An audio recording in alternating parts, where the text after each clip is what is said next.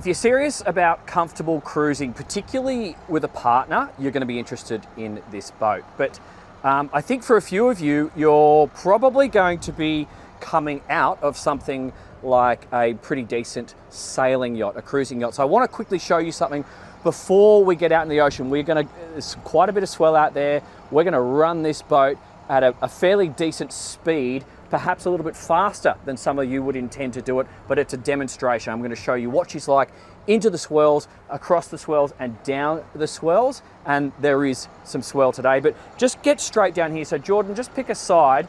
The reason I wanted to point this out to you guys, we are running IPS, Volvo IPS 600s, and many of you are going to be coming from perhaps something like a sail drive system. So on your sail drive, just imagine the forward and aft thrust that you can achieve on a sail drive and multiply that by a large factor, because that's what we're now achieving on an IPS, but we've got counter rotational drives. This is mature technology, and what it does, instead of having a shaft on an angle, losing about 30% of its efficiency, pushing your thrust deep down into the water, it's level.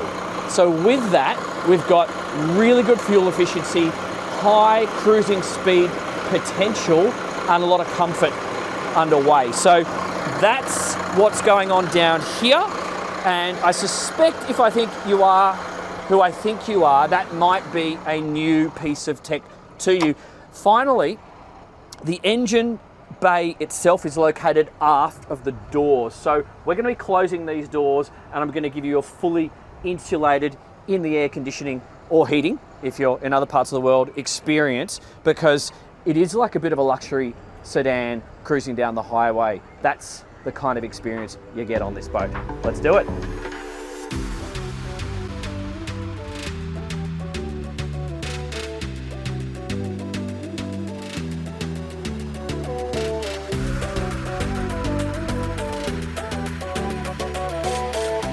My experience right now is totally awesome.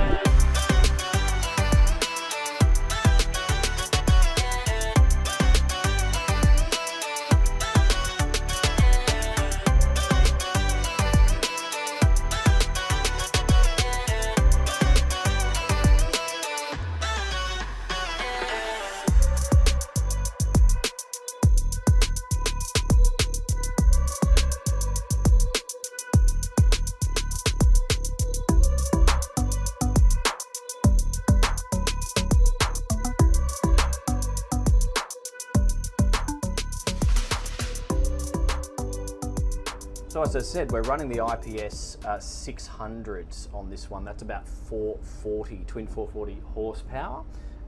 It is rough offshore today, so this is going to be a real world test. We've been blowing southerly about 25 knots. The wind has dissipated now, but the swell is still around. I'm just going to get the boat up to speed right now, and I will, as I come around the south head, I'll come in at a sensible speed, and then we were going to tackle the swells head on for a little bit. We'll go through a few swells just to give you a demonstration on what it's capable of doing. I've got my windscreen wiper operation here, on and off there. Okay, that's just a test, don't need it yet. And let's get going. 16 knots at the moment. We'll get the boat up and moving. So a lot of power at my fingertips on this particular boat, so I can accelerate up through 21 knots there, 2,700 revs, just watching out for traffic. If you hear me go quiet, it's because I'm concentrating. And let's just get a little bit more speed going. Okay, I'm going to go inside this boat floating, and the rocks, 22, 23 knots at the moment, and I've got swell just starting to poke its way around the rocks on the starboard beam at the moment. I'm just going to run through those, and then I'm going to turn into it when I'm a little bit wider of these rocks. It wouldn't be wise to turn into it just yet. And I have a yacht, which I'm going to have to go around. I don't want to turn I'm not really going to be able to successfully turn in front of him. These swells at the moment, we've got a couple of meters here, so just dropping off that one, and windscreen wiper necessary. Okay, we are going to throw some water up and over the bow today. So one of the things I'm going to essentially point out is the amount of V that we have in the midships of the hull. So these are big waves. This is going to be really evident in the drone photos. We've got big, steep waves. They're going to calm down a little bit when we get outside the heads. And I'm going into them now at a speed of 20 knots, and I'm throwing a little bit of water around, which is to be expected. But the point I want to make, most of you are not going to come out in conditions like this, but you'd like and probably would appreciate knowing that you can. And the reason you can is because this particular hull has a lovely amount of flare at the bow, so it's parting the waves, but it then carries its V to the midships section of the boat. We are in up to 2 meters back there, maybe a little bit more, steep, short and sharp swells, and I'm maintaining 20 to 21 knots into the swells. That's really impressive.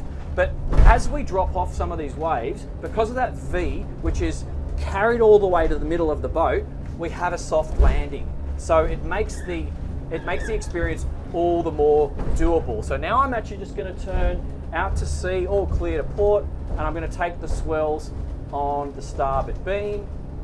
Just going to be going rolling up over one here. These are noticeable, guys. And let's just run out a little bit. I'll increase my power.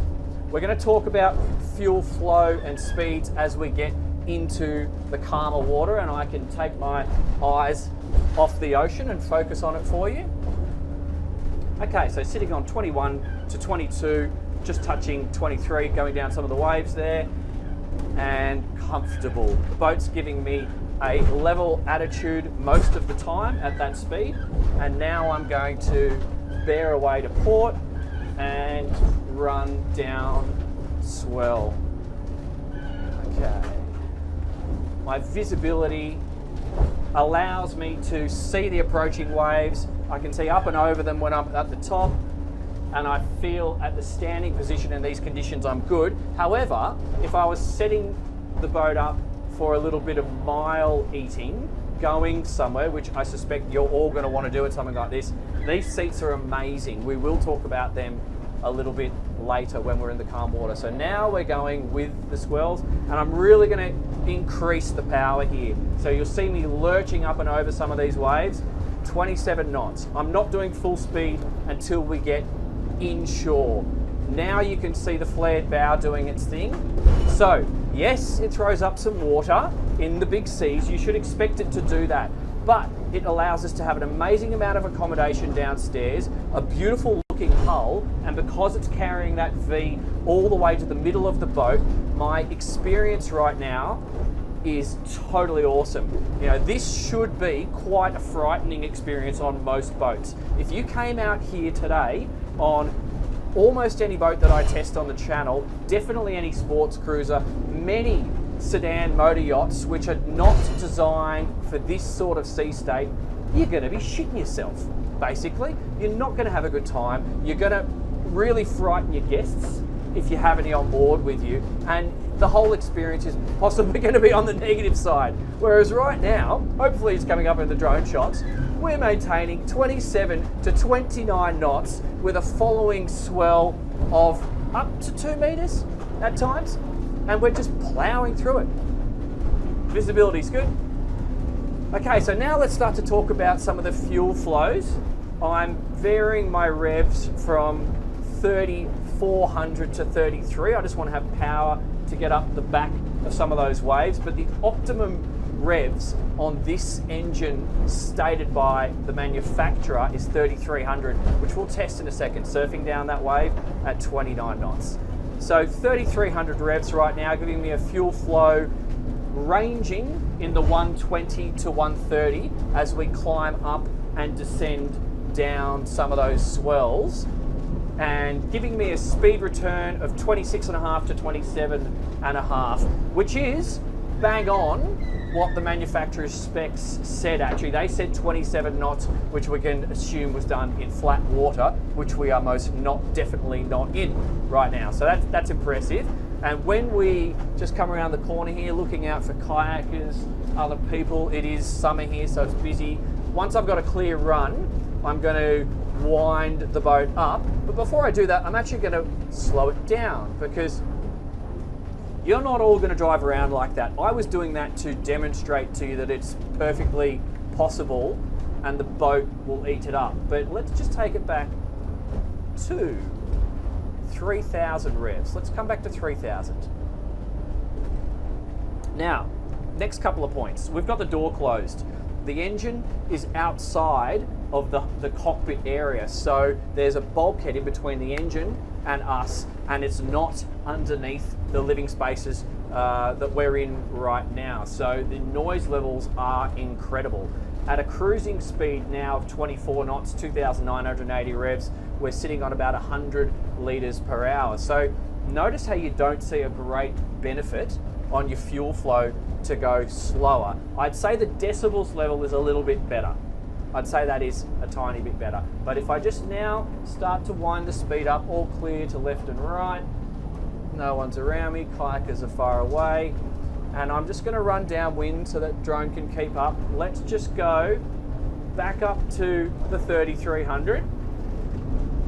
This is going to be a short run, guys, going through some big wash from a ferry. So there's our 3,400, gives you 29 knots, 130 litres, and we'll go wide open just for a little bit. And we should see 31 to 30, maybe 31 already. Okay, we're definitely seeing 31. Where's this guy going? 33 knots and 174 consumption. So that's quite a difference. So she's definitely much happier at that 27 to even 29 knots, where the consumption comes way down. I was giving you that in litres, and I was giving you that in total fuel flow, guys. So that's engines, both engines. Okay, so what we're going to do is we'll find some protected water now, and I'm going to talk about these seats, give you a quick demo on what it's like to sit at these seats, and we'll take it through some joystick maneuvering. So I do really want you to get your head around, if you've come from a sailing yacht and you've got a sail drive, or if you're just used to shaft drives, the benefits which we can now achieve with an IPS drive system. This is now mature technology. The stories, which there are plenty, that you've heard on IPS drive systems back in the day, they're not necessarily relevant anymore. And if you're the kind of guy that's going to spend the sort of money on something like this, you're probably going to see so much more benefit from convenience, from accuracy, and from running the thing solo, which is what this boat allows you to do. So stay tuned, we'll head straight over there and we'll test that out, and we'll even have a little play with the anchor. Okay guys, we're back in a slightly calmer area because we just had to find some protection from the southerly wind to demonstrate some docking scenarios for you. Couple of things. These steered seats, they are the bee's knees, and they are designed for you to sit up and do long voyages. But a couple of really good things about the design of this helm. Obviously we've got the opening door, but for long journeys we can press, we can actually steer with the joystick instead of steering with the steering wheel. But in docking mode, I've just pressed docking. This is the latest version of the Volvo joystick, so it is compatible with the new Dock Assist, which you may have seen me use on some other videos. Just check that camera's straight. But my immediate observations, I had a little play before I turned the cameras on, it is a new generation. It is so much smoother compared to what we have experienced in the past. What do I mean by that? The engagement of the drives themselves from neutral to power is really smooth. So I'm just going to side slip the boat to starboard, and it's all about how much pressure you put on the joystick. So I'm just side slipping it to starboard now, and I'm slowly increasing the power. Do you remember, or those of you who have operated joysticks before, we had a high and a low mode? We no longer have that anymore. It's now just how much input you put in, but I feel like I have amazing control just there, even to the extent where I'm happy to take my head off my final destination, which is normally not something I would recommend you do. But I'm feeling really good now. I'm side slipping the boat back out to port. I'm increasing the power this time just to get a feel for it. And I've got a whole string of kids in Aussie Opties or something coming up behind me. No, it must be lasers. So I'll try to avoid them. But what I'm going to do now is just spin the boat to starboard. And I'm just going to spin it slowly to starboard. Really, really good. So no clunkiness of the gears. Very consistent building of the power. And now I'm going to go back to port, but I'm going to do it a little bit more aggressively this time. That's the power I had before. Now let's increase. There you go. Oh, she really goes. So amazing amount of control there. So that is light years ahead of where this technology was even just a couple of years ago. So this will allow you to operate the boat solo in a long distance mode or in a day boating style, which you can absolutely do on this. So that's amazing, but don't forget we've even got the station hold. So I can press this button here. Obviously don't have anyone in the water because the driver's going to be operating without our control, but it's now going to connect with some satellites and keep the boat on station and buy you time to get your ropes and fenders out. Super handy, I like it a lot. So now it's time just to have a little test of the anchor. We can operate it from the quick windlass just up here or up in the bow. I'll get Jordan to go forward and actually just do that from the bow because we do have a little safety up there which you need to release. If that's been released, you can then operate it using the quick just here. But just pay attention to as the anchor goes down, because of the design of the bow, even if we had a little bit of swing or movement of the boat as we do today, the anchor's not actually going to clip the fiberglass because it's got plenty of swing room. So not a problem there. And then we've got a bow roller immediately to port for pulling up moorings so the anchor can stay in its roller on starboard. So all really, really good stuff. In fact, some of the best that I've seen. Really good. So that's the boat, ladies and gents. We just changed location and dropped anchor in some shallow water, which is the sort of thing you can do on this boat. But what are you going to compare her to? I'd say a Palm Beach, I'd say a Grand Banks East Bay, and I would even say a Riviera. Yes, I know the styling is different. The quality of this Sabre 43 Salon Express is at the top echelons. And I think if you're if you're someone who's come out of a well-performing offshore hull, and if you're on the power side of things, perhaps even an adventure boat. If you've come out of a Nimbus T11, for example, and you're looking for something that's really giving you proper liveaboard extended range capability, then you would appreciate this hull for sure.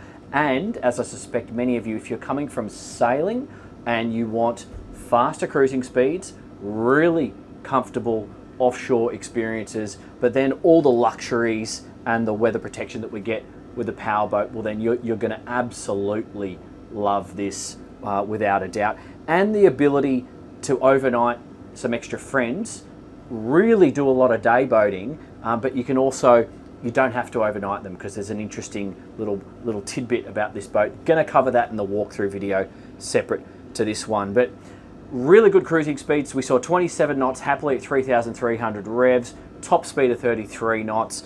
Amazing improved performance of the joystick. The layout with these really nice chairs, you're going to be comfortable for a long period of time, and having the side opening door accessible just here on starboard, and excellent visibility through, let's face it, pretty nasty conditions out there today. So if that gives you confidence, you're probably going to pick the nicer days. But I like to be able to test boats like this in the nasty stuff so you know it can be done. Yeah, I'd say if that's the direction you're headed in, if you want to do some couples boating, some serious cruising, some opening up new horizons, some longer distance type stuff, or you just want something absolutely beautiful for going out and doing some fancy day boating, it's going to tick all of those boxes. So I'll put a link up to another boat on the screen right now if you want to do some comparisons. Don't forget to support the channel. I'm independent. No one influences me. I make these videos so you can educate yourself. So any support, like, share, Patreon, it is appreciated. Thanks very much, guys. See you on the next one.